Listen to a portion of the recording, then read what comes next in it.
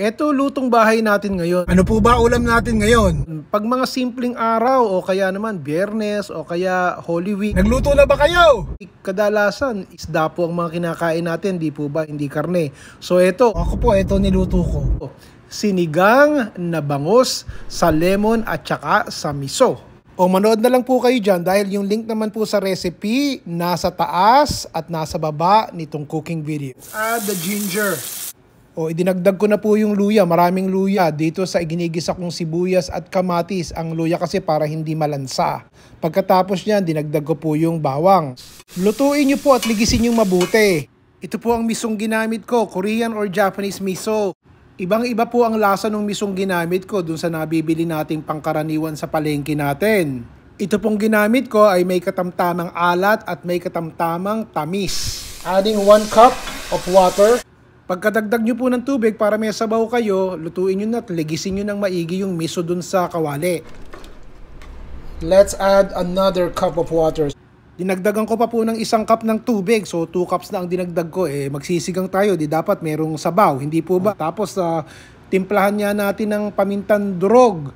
Pagkatapos niyan, gumamit po ako ng lemon pampaasim. Kasi yung misong ginamit ko hindi maasim. So isang malaking lemon ang piniga ko. Kung wala pong lemon, kalamansi. Okay, if you can notice, nagbababble-bubble na po after 2 minutes using medium heat. So, hayaan nyo pong kumulo ng konti. Tapos patisan nyo na. Naku, ano ba ito? Miso na. Tapos meron pang patis. Yung po kasing misong ginamit ko ay hindi po talaga kaalatan. So kinakailangan nyo ng patis pampaalat. Now it's boiling. Look at this. Ito po yung bangus. I had it cut from the fish market and I had it clean and I wash it with cold water. I'm about to put this on. I'm just gonna turn the heat between low to medium. Simmer it. Then I'm gonna add the bangus.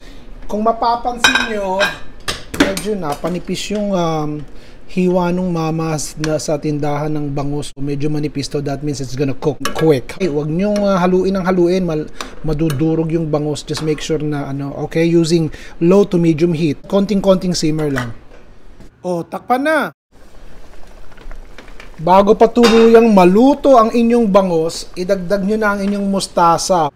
Ito po ginagamit ko, mustard green. Mas masarap po yan sa sinigang. Kahit sa sinigang na baboy, ito na ginagamit ko ngayon. Pero kung wala niyan, yan, gumamit kayo. Malunggay, pwede yung gamitin yan. O kaya naman, spinach.